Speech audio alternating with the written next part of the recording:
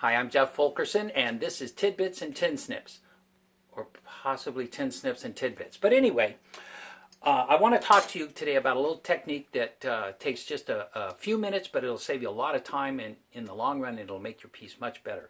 When we're talking about soldering a shank down onto the back plate on a ring, it's going to be very difficult to get into these little areas to polish them. So here I've got a piece I'm working on, and you can see this is rough. I've taken it and filed it down and sanded it, but it's still pretty rough. And so when I solder that down, it's going to be hard to get into that little area. So we're going to do a little pre-polishing. We're going to come over here and just polish the end. That's all we're going to hit.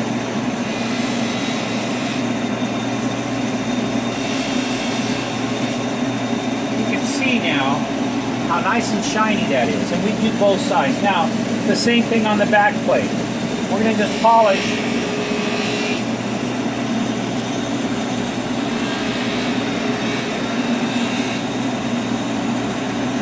And we can finish up the rest of it. But now we've got a nice clean shiny area there. A nice clean shiny. So when I solder this, that's already polished. It's pre-polished. And then it'll be much easier to get a great polish on that when we're done. Okay? So go out and make rings.